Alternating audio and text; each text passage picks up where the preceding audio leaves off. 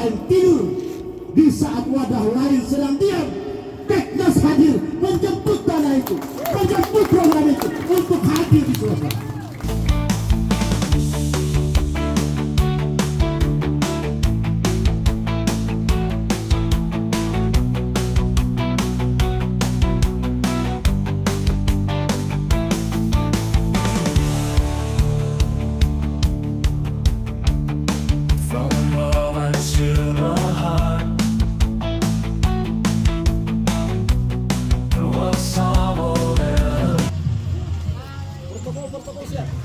Musik.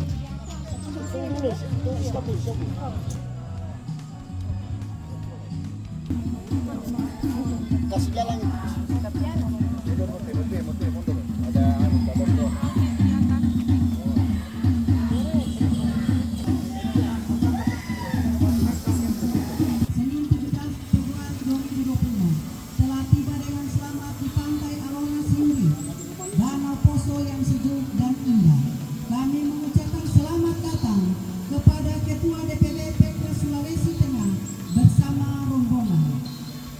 Semoga kehadiran Bapak membawa semangat baru dalam membangun kebersamaan dan sinergi untuk kemajuan organisasi Peknas serta masyarakat Sulawesi Tengah.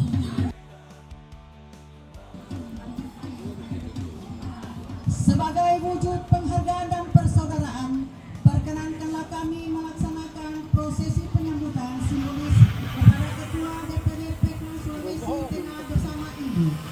Mohon berkenan untuk menerima tanda pasti yang telah kami siapkan.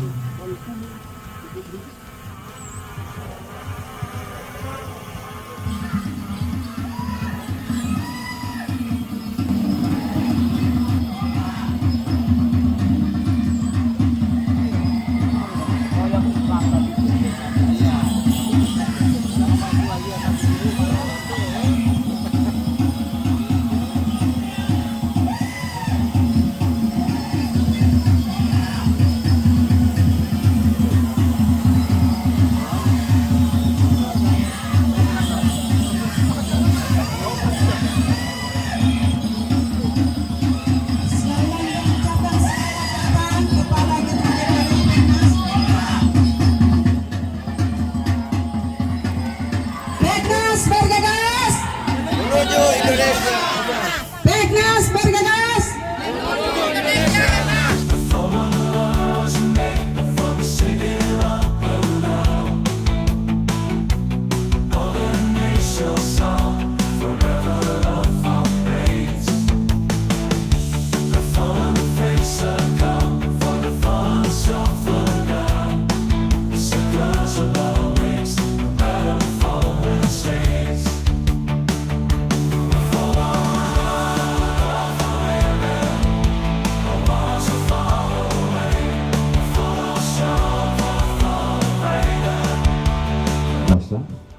Karena pasti, saya ulangi, karena pasti atas izinnya sehingga kita dapat berkumpul pada siang hari ini.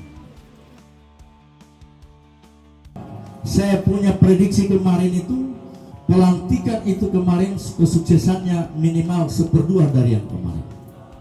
Tidak sespektakuler itu dalam bayangan saya, tapi ternyata lebih dari apa yang saya harapkan. Tentu banyak yang bertanya, kenapa sampai sespektakuler itu kegiatannya, sampai bisa menghadirkan 2 menteri pada saat itu?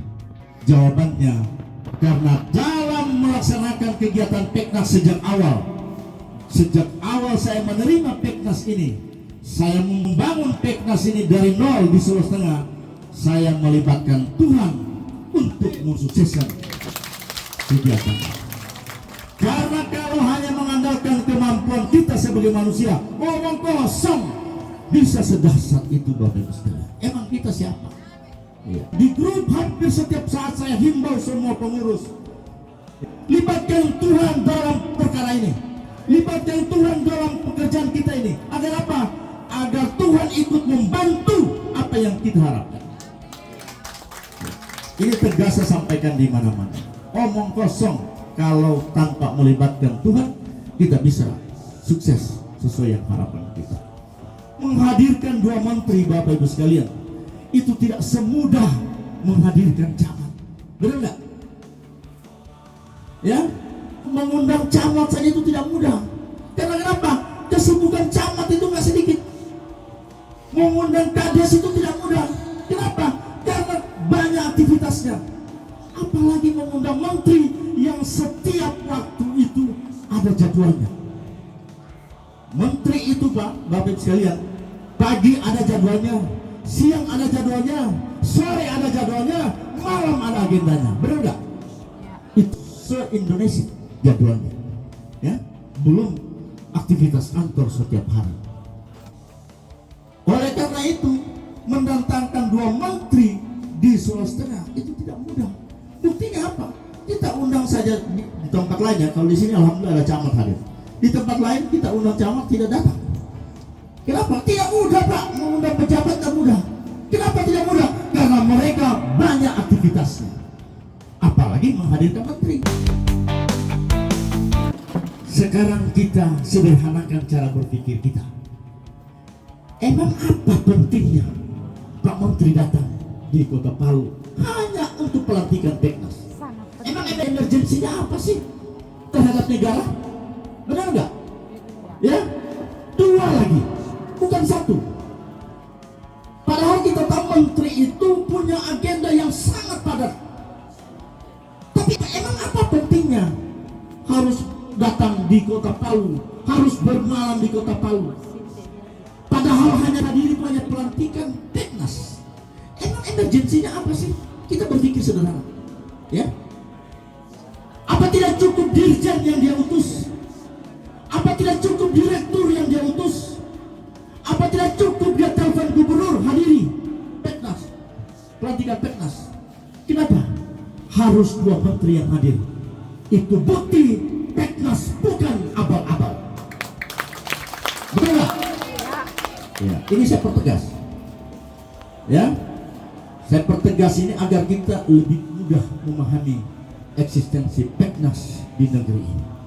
Bahwa Peknas bukan wadah terlarang. Kita dengar dari lagu marsnya hanya orang yang tidak nurani, yang tidak bergetar hati. Ya, dari lagu marsnya, benar nggak? Betul. Ya. Kemudian visi besarnya, misi besarnya, dan komitmen Peknas itu sangat dahsyat menurut saya. Makanya sejak awal saya sampaikan semua pada jajaran pengurus Peknas, ya, kita harus memulai dengan niat yang lurus. Niatkan perjuangan kita ini untuk sebuah ibadah, memperjuangkan kepentingan masyarakat miskin yang di dalamnya tentu kita sebagai juga masyarakat miskin. Agar apa? Agar setiap langkah perjuangan kita, pergerakan kita di Peknas, bahkan kita hadir di sini dan di Peknas, itu semua bernilai ibadah di mata Tuhan yang Maha Kuasa. Sebentar nanti tahap BIMTEK lama praktis dia, karena kita sudah desain bagaimana materi BIMTEK-nya itu praktis, karena hanya bicara soal sistem kerja dan alur kerja Peknas itu sendiri. Sekedar gambaran saya sampaikan, setelah BIMTEK ini akan membuat rancangan program, ya. Setiap DPAC mengusulkan rancangan programnya untuk dibahas di tingkat rapat kerja Peknas Kabupaten, ya. Nanti pada saat BIMTEK kami akan lebih menjelaskan secara detail bagaimana sistem membuat rancangan programnya. Rancangan programnya harus berbasis kearifan lokal, ya. Tentunya kita harus mulai dari mendata sumber daya alam kita, apa yang menjadi potensi sumber daya alam kita. Pak Prabowo itu nuraninya sangat luar biasa, ya. Nurani Pak Prabowo dalam pengentasan kemiskinan di negeri ini itu luar biasa. Faktanya apa? Faktanya beliau dirikan satu badan yang namanya BP Taskin, Badan Percepatan Pengentasan Kemiskinan. Itu satu bukti, ya. Badan Percepatan Pengentasan Kemiskinan. Bukan Badan Pengentasan Kemiskinan, tapi ada satu P di depan. Emang tidak cukup Badan Pengentasan Kemiskinan? Apa nggak cukup itu? Bagi kita anggap sudah cukup. Badan Pengentasan Kemiskinan. Tapi Pak Prabowo menambah satu P di depannya, Badan Percepatan Pengentasan Kemiskinan.